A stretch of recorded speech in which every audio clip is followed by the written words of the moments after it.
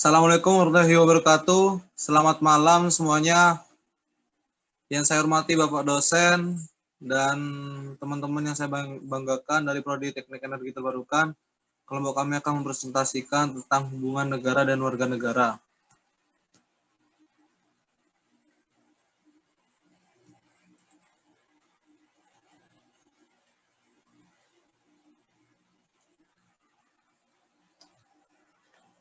Pengertian warga negara menurut Kamus Besar Bahasa Indonesia yaitu penduduk sebuah negara atau bangsa berdasarkan keturunan, tempat kelahiran, dan sebagainya yang mempunyai kewajiban dan hak penuh sebagai seorang warga negara dari negara itu. Definisi warga negara secara umum adalah sebuah penduduk di suatu negara atau bangsa yang berdasarkan keturunan, tempat kelahiran, dan sebagainya, serta memiliki hak dan kewajiban penuh sebagai seorang warga negara di negara tersebut. Secara yuridis, berdasarkan pasal 26 ayat 1 Undang-Undang Dasar 1945 dan perubahannya, istilah warga negara dibedakan menjadi dua kategori, yakni yang pertama warga negara asli dan yang kedua adalah warga negara asing. Warga negara asli artinya penduduk asli negara tersebut. Misalnya, warga Indonesia yang berasal dari suku Jawa, Sunda, Sulawesi, Madura, dan lain-lain, dan etnis keturunan Indonesia lainnya. Yang kedua, warga negara asing, yaitu penduduk yang berasal dari suku bangsa keturunan bukan asli Indonesia. Misalnya, warga Indonesia yang berasal dari suku Cina, Arab, India, Belanda, dan sebagainya yang telah disahkan berdasarkan undang-undang menjadi warga negara Indonesia. Menurut Undang-Undang Nomor 12 Tahun 2006 tentang Kewarganegaraan Republik Indonesia, pengertian warga negara adalah orang-orang bangsa Indonesia asli dan orang-orang bangsa lain yang disahkan dengan undang-undang sebagai warga negara Indonesia.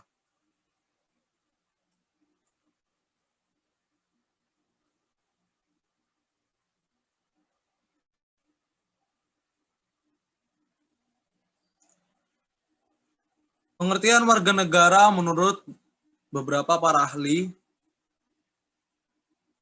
ada tiga. Di sini yang pertama adalah menurut A.S. Hikam pada tahun 2004. Pengertian warga negara menurut A.S. Hikam adalah anggota dari suatu komunitas atau kelompok yang membentuk suatu bangsa atau suatu negara. Yang kedua adalah menurut Wolhoff.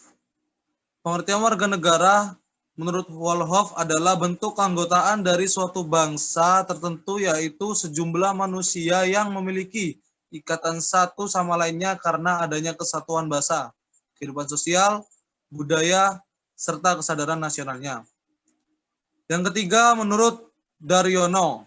Menurut Daryono, arti kewarganegaraan adalah seseorang dengan keanggotaan di dalam satuan politik tertentu atau negara yang dengannya akan membawa hak untuk dapat berpartisipasi dalam kegiatan politik.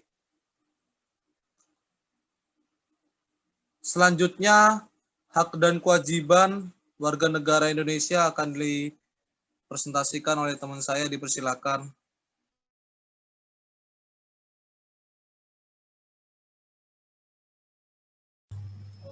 Hak dan kewajiban warga negara menurut Undang-Undang 1945, menurut Profesor Dr. Noto Nagoro, hak adalah kuasa untuk menerima atau melakukan sesuatu yang semestinya diterima atau dilakukan melulu oleh pihak tertentu dan tidak dapat oleh pihak lain manapun juga yang pada prinsipnya dapat ditentukan secara paksa olehnya.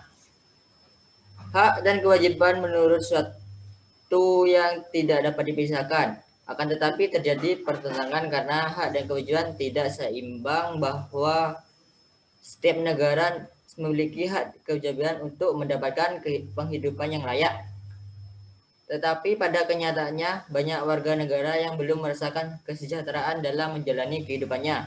Untuk mencapai keseimbangan antara hak kewajiban, yaitu dengan cara mengetahui posisi diri kita sendiri, sebagai seorang warga negara harus tahu hak dan kewajibannya.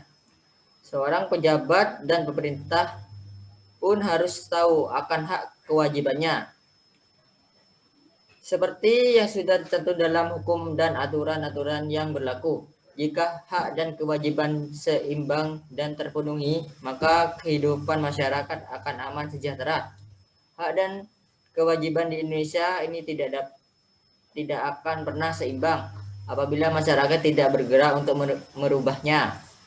Sebagaimana telah ditetapkan dalam Undang-Undang 1945 pada pasal 28 yang menetapkan bahwa hak warga negara dan penduduk untuk berserikat dan berkumpul, mengeluarkan pikiran dengan lisan maupun tulisan, dan sebagainya.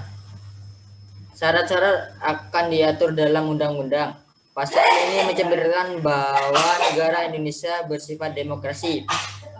Pada para pejabat yang pemerintah untuk bersiap-siap hidup setara dengan kita, harus menjunjung bangsa Indonesia ini kepada kehidupan yang lebih baik dan maju, yaitu menjalankan hak-hak dan kewajiban dengan seimbang, dengan memperhatikan rakyat kecil yang selama ini kurang mendapat kepedulian dan tidak mendapat hak-haknya. Wujud hubungan warga negara dan negara. Wujud hubungan warga negara dan negara pada umumnya berupa peranan atau role. Hak dan kewajiban warga negara. Hak kewajiban warga negara Indonesia tercantum pada pasal 27 sampai dengan pasal 34 Undang-Undang Dasar 1945.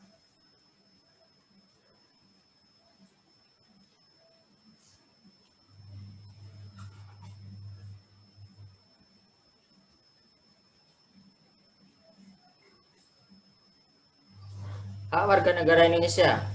Hak atas pekerjaan dan penghidupan yang layak. Tiap warga negara berhak atas pekerjaan dan penghidupan yang layak bagi kemanusiaan. Pasal 27 ayat 2. Hak untuk hidup dan mempertahankan kehidupan. Setiap orang berhak untuk hidup serta mempertahankan hidup dan kehidupannya. Pasal 28A. Hak untuk membentuk keluarga dan melanjutkan keturunan melalui perkawinan yang sah. Pasal 28 ayat 1. Hak atas kelangsungan hidup. Setiap anak berhak atas kelangsungan hidup, tumbuh, dan berkembang. Hak untuk mengembangkan diri dan melalui pemenuhan kebutuhan dasarnya, dan berhak mendapat pendidikan, ilmu, pengetahuan, dan teknologi, seni, dan budaya.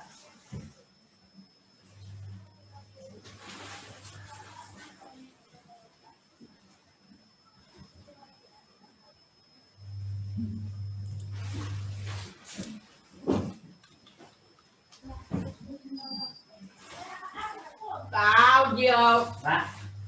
Bữa nay cuốn ạ. Dạ. Kewajiban warga negara Indonesia. 1. Wajib menaati hukuman dan pemerintahan. Pasal 27 ayat 1 Undang-Undang 1945 berbunyi, segala warga negara bersamaan kedudukannya di dalam hukum dan pemerintah, dan wajib menjunjung hukum dan pemerintah itu dengan tidak ada kecualiannya. Wajib ikut serta dalam upaya pembelian negara. Pasal 27 ayat 3 Undang-Undang 1945 menyatakan setiap warga negara berhak dan wajib ikut serta dalam upaya pembelian negara.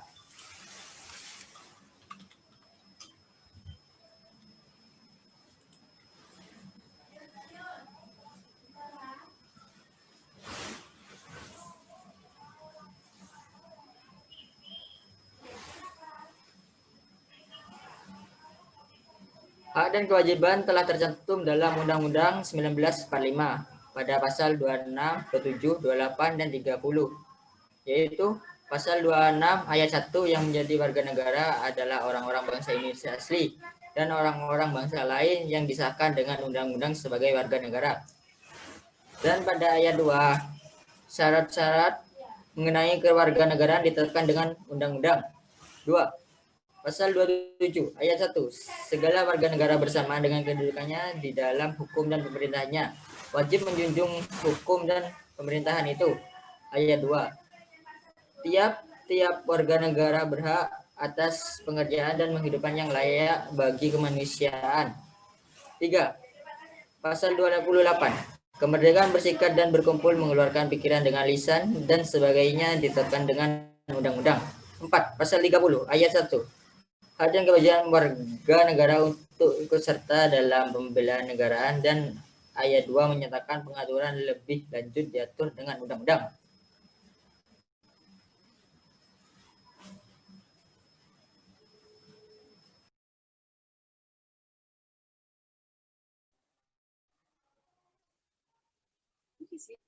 C.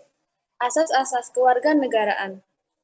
Asas kewarganegaraan adalah dasar hukum bagi kewarganegaraan untuk penduduk, maksudnya warga, sebagai sebuah negara.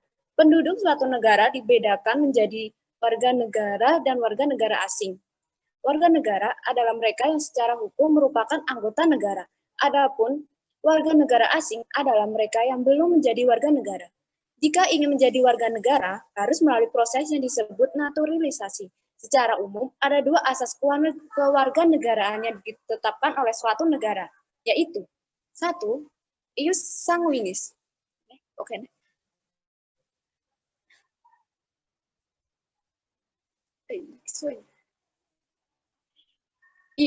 Satu, ius sanguinis. Ius sanguinis atau asas keturunan yang menetapkan kewarganegaraan seseorang menurut keturunan atau pertalian darah, tergantung orang tua.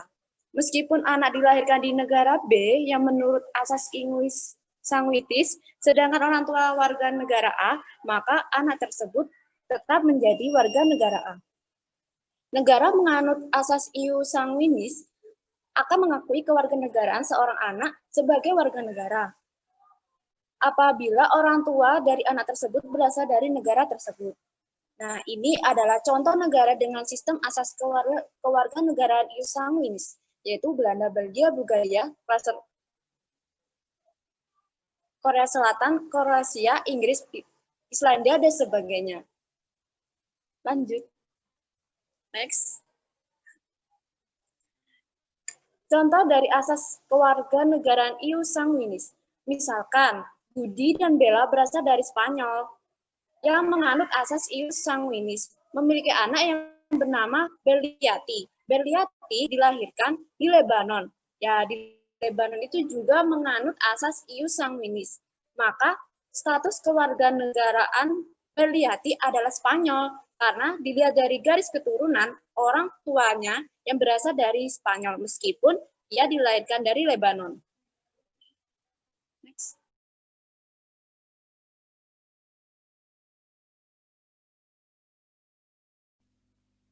Yang kedua, asas ius soli atau asas tempat kelahiran yang menetapkan kewarganegaraan seseorang menurut tempat kelahirannya. Artinya, kewarganegaraan anak akan diberikan jika anak tersebut lahir di negara yang menganut asas ius soli. Misalnya, seseorang anak harus menjadi warga negara B karena lahir di negara B meskipun orang tuanya warga negara A. Negara-negara yang menganut asas ius soli biasanya adalah bangsa yang modern dan multikultural tanpa dibatasi oleh ras, agama, etnis, dan lain-lain. Negara akan mengikuti seseorang sebagai warga negara apabila seseorang ini dilahirkan di negara tersebut, tidak memiliki siapa dan dari mana orang tua yang berasal. Contoh negara dengan sistem asas kewarganegaraan ius soli antara lain Argentina, Amerika Serikat, Brazil, Bangladesh, Kanada, Kamboja, Kolombia, Costa Rica, dan lain-lain. Next. Contoh dari asas kewarganegaraan ius soli. Misalkan Adi dan Ani berasal dari negara Amerika Serikat.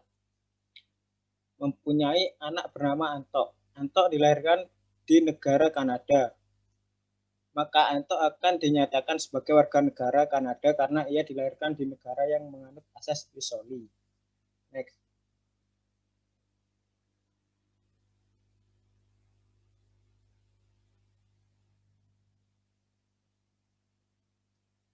Keberadaan kedua asas kewarganegaraan tersebut kerap kali menimbulkan masalah. Hal ini karena ada negara yang menganut asas ius sanguinis dan ada pula negara yang menganut asas ius soli. Sehingga kerap muncul masalah bipatrid, multipatrid, bahkan apatrid. Next. Pengertian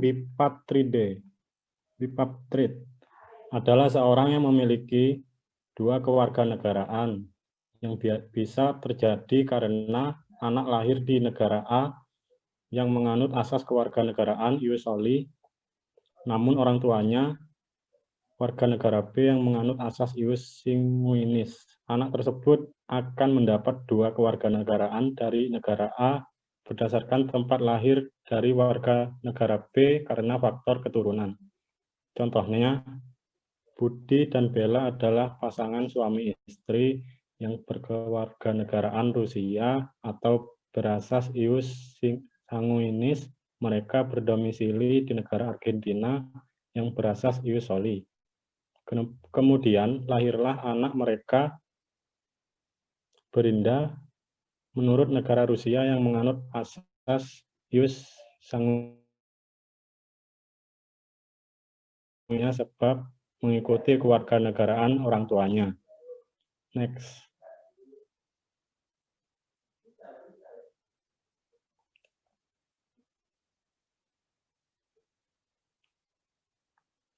Pengertian apatrid adalah seorang yang tidak memiliki kewarganegaraan bisa terjadi jika anak lahir di negara B yang menganut asas ius sanguinis, sedangkan orang tua berasal dari negara A. Si anak tidak mendapat kewarganegaraan negara B karena lahir dari orang tua yang bukan warga negara B. Anak jika tidak mendapat kewarganegaraan orang tuanya karena tidak lahir di negara A. Contohnya, Andi dan Ani adalah pasangan suami istri yang berkewarganegaraan Amerika Serikat atau berasas ius soli. Mereka berdomisili di negara Jepang yang berasas ius sanguinis. Kemudian lahirlah anak mereka bernama Alan.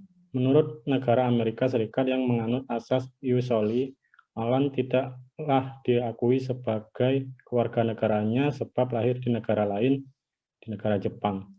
Begitu pula negara Jepang yang menganut ius sanguinis, Alan tidak diakui sebagai warga negaranya sebab orang tuanya bukan warga negara Jepang. Dengan demikian, Alan tidak mempunyai kewarganegaraan atau apatrid. Next.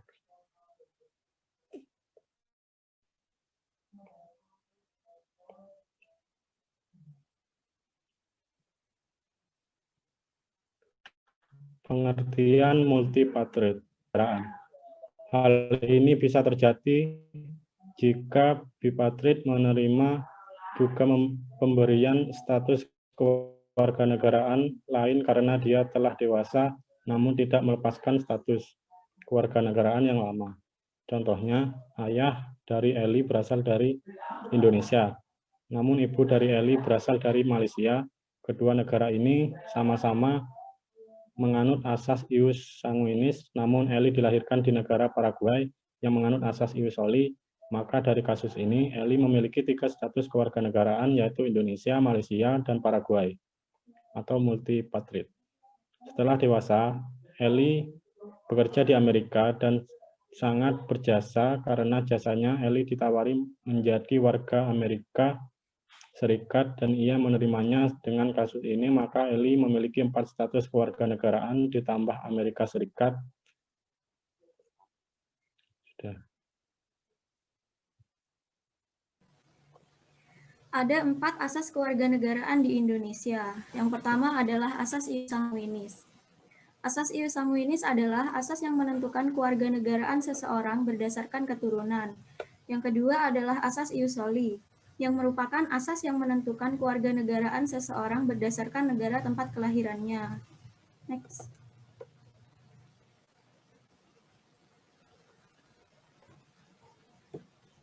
Yang ketiga adalah asas kewarganegaraan tunggal. Asas kewarganegaraan tunggal adalah asas yang menentukan satu kewarganegaraan bagi setiap orang. Contohnya, bila suatu anak lahir di kalangan warga negara, baik luar maupun dalam, maka setelah dewasa,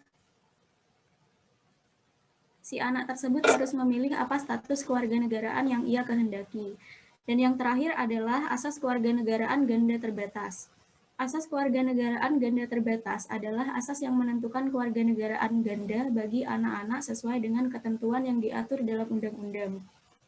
Contohnya, bila suatu anak lahir dan mempunyai 2 kewarganegaraan, maka anak tersebut boleh memiliki 2 kewarganegaraan sampai ia berusia 18 tahun. Tetapi setelah anak tersebut berusia 18 tahun, maka ia harus memilih salah satu kewarganegaraannya. Next.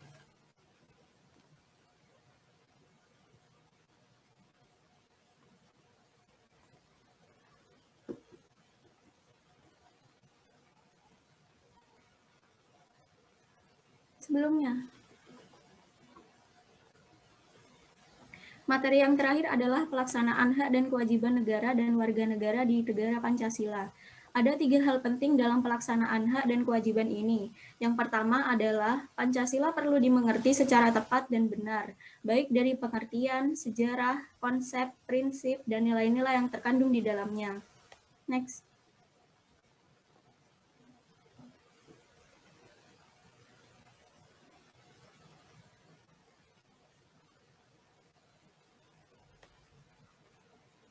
Yang kedua adalah pedoman pelaksanaannya, dan yang terakhir adalah perlunya lembaga yang bertugas mengawal pelaksanaan Pancasila. 3 hal ini tentu tidak berdiri sendiri, khusus terkait dengan hak dan kewajiban negara dan warga negara, namun merupakan kesatuan gerak besar revitalisasi Pancasila dalam semua bidang kehidupan.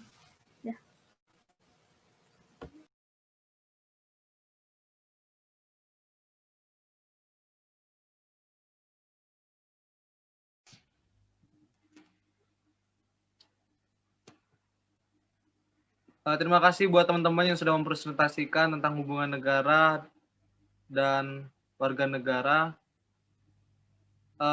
Semoga presentasi ini dapat bermanfaat bagi kita semua. Saya mewakili teman-teman. Saya akhiri. Wassalamualaikum warahmatullahi wabarakatuh.